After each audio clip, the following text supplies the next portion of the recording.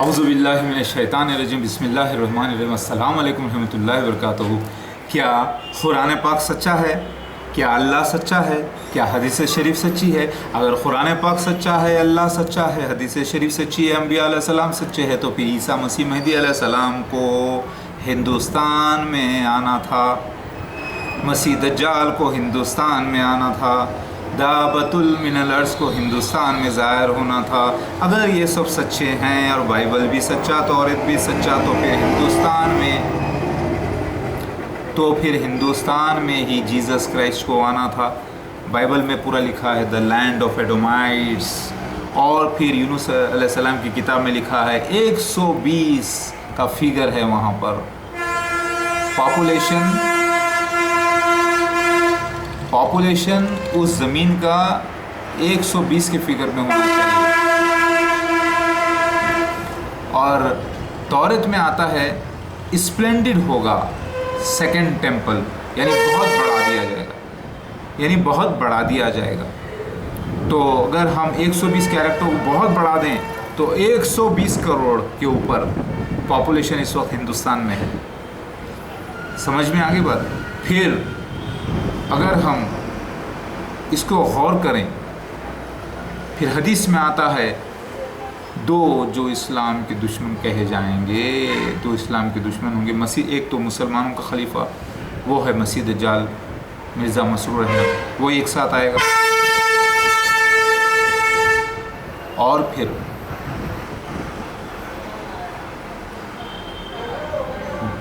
ایک لیڈر آئے گا رومنس کا، یعنی ہندوز کا۔ دونوں جب ایک ساتھ آئیں گے تب لڑائیاں شروع ہوں گی، یعنی مذہبی لڑائیاں، یعنی اصلی عیسیٰ مسیح کا آنے کا مسئلہ وہاں پر شروع ہوگا۔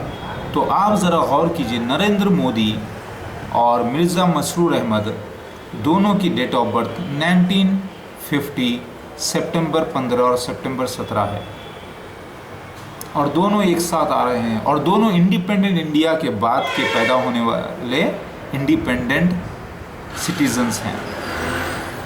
آپ بولیں گے کہ یہ خلیفہ مسیح دجال کا مسلمانوں کا خلیفہ کیسے ہو گیا؟ کیونکہ سارے فرقے جو بٹے ہوئے ہیں وہ تو ہیں جہنمی، ان کا کوئی خلیفہ نہیں ہے، سب بھٹکے ہوئے ہیں، بھٹکتے ہوئے ہیں۔ گویا کہ وہ مسلمان ہیں، ان کا دعویٰ مسلمان کا ہے، لباس مسلمان کا، نماز بھی پڑھتے ہیں، روزہ بھی رکھتے ہیں، روزے بھی رہتے ہیں، سب کچھ، لیکن اللہ تعالیٰ ان کو گمراہ پاتا ہے۔ اور اصلی لوگ جو اللہ والے لوگ ہیں وہ پھنسے ہیں مسیح دجال کے چنگل میں، یعنی اصلی جو مسلمان ہیں وہ اس وقت ہیں جماعت احمدیہ میں پھنسے ہوئے مسیح دجال کے فتنے میں۔ اللہ اکبر، ذرا غور کیجئے اے مسلمانوں، اے اللہ والوں، جاگو، اصلی عیسیٰ مسیح مہدی علیہ السلام اپنے کام پر لگے ہوئے، کہاں ہیں ڈھونڈ کر بتاؤ اے علماء دین۔ علماء دین آپ کو بعض لوگ مفتی کے معنی مفت کھانے والے کو کہتے ہیں، جو نہ آؤ دیکھتے ہیں نہ تاؤ، اپنی زبان اٹھا دیتے ہیں تاریخ پر، نہ شریعت دیکھتے ہیں نہ شرائط دیکھتے ہیں، کام کر بیٹھتے ہیں جیسے کیا ہے کچھ لوگوں نے۔ اللہ اکبر، ایسے مفتی نہ بنو، ایسے عالم نہ بنو غافل، کیونکہ آپ لوگوں سے بڑا کڑک حساب لیا جانے والا ہے۔ سمجھ میں آ رہی ہے بات؟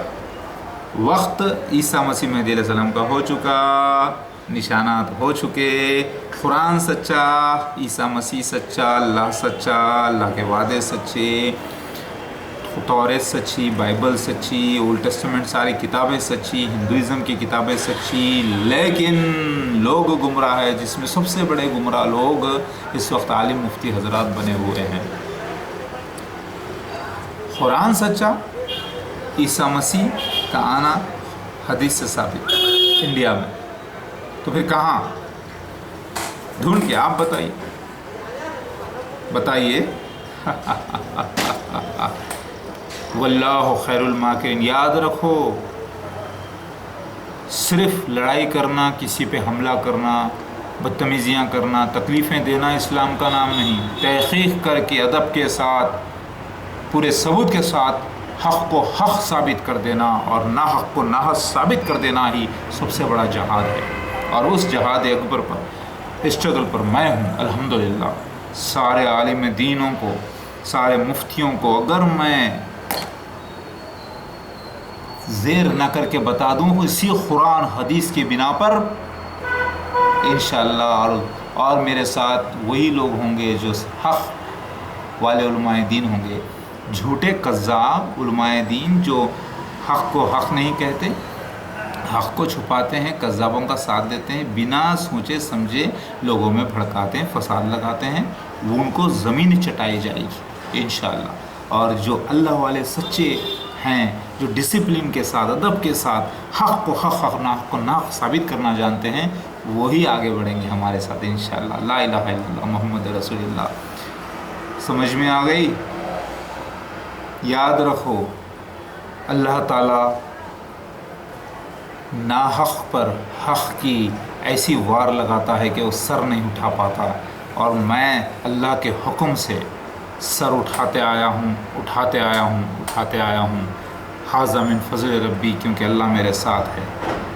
और पूरे बुरे लोगों को ज़ेर होने का वक्त आ गया है।